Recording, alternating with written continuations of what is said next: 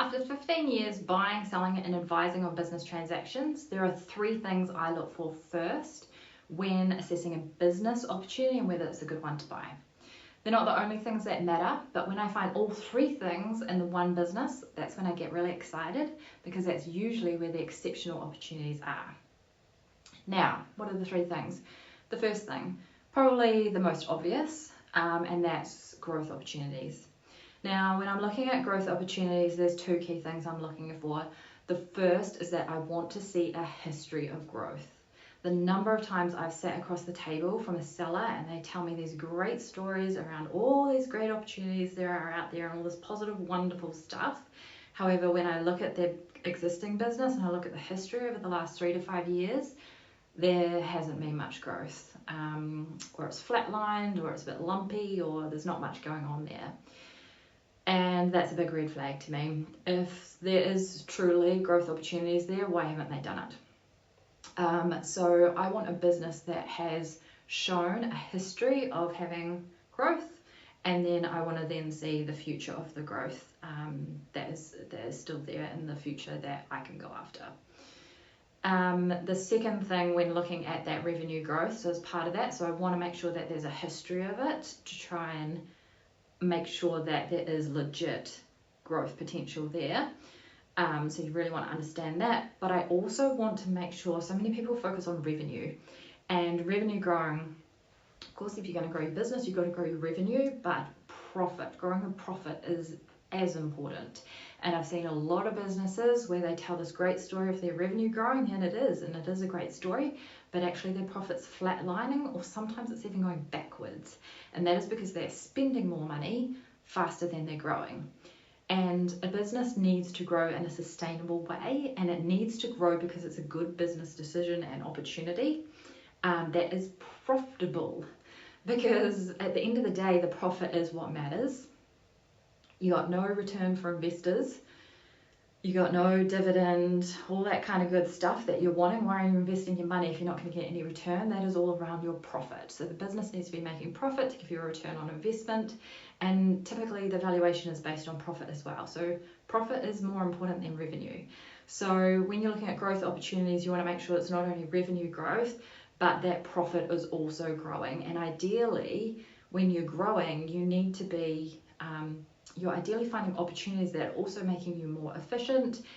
More volume usually means you get better margins and all that kind of stuff. So profit's ideally growing at a faster rate than revenue.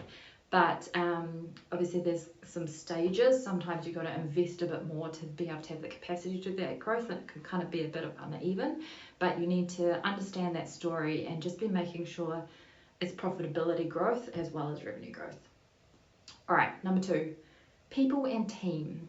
Now, people know this is important, but I think a lot of people underestimate how important it is.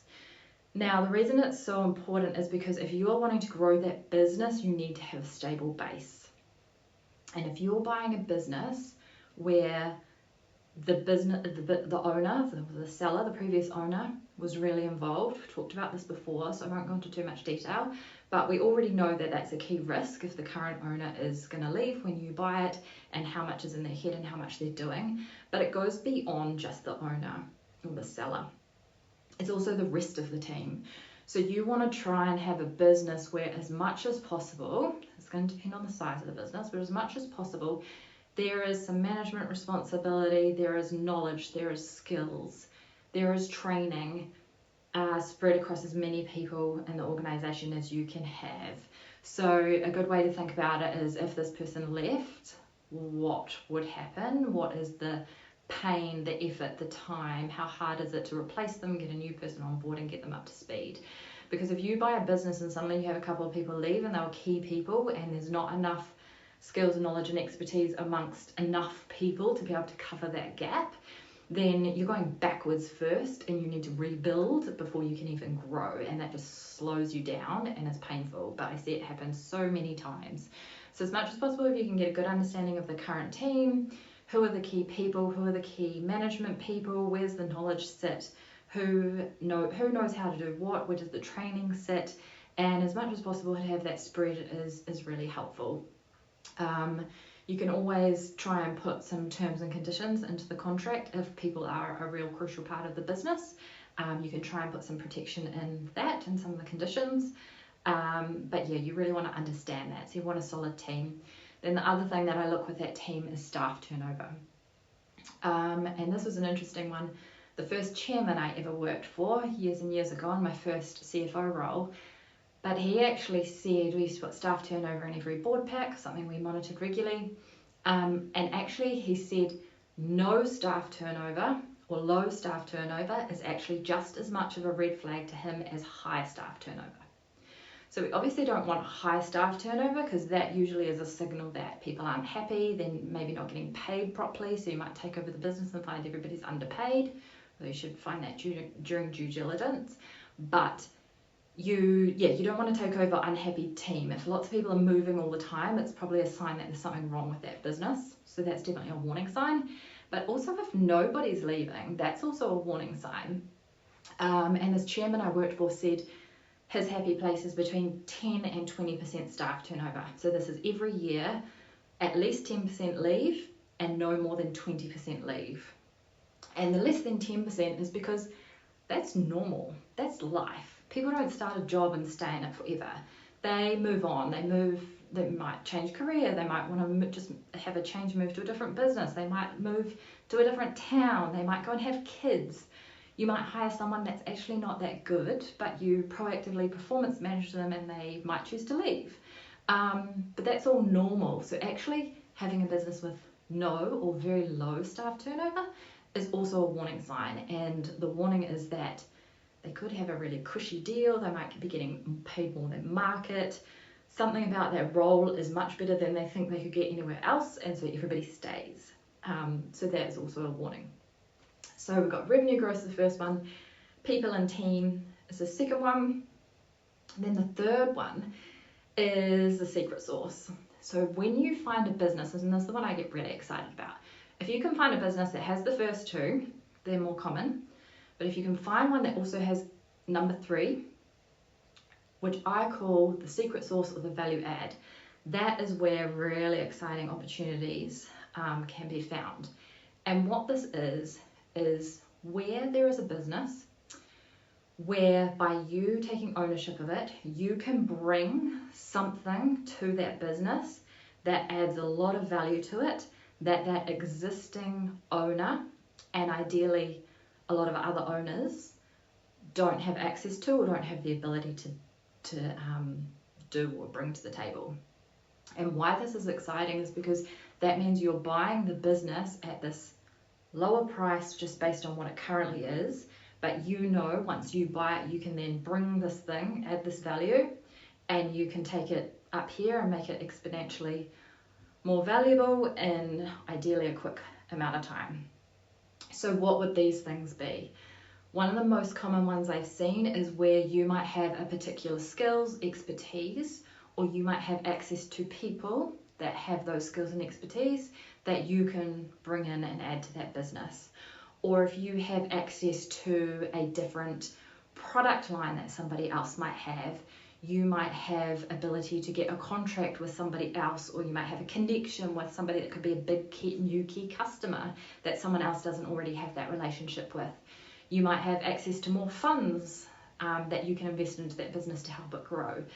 It's just something that you have that you know once you buy the business, you can pretty quickly and easily put into it, and it just really ramps the potential of that business and the growth of that business.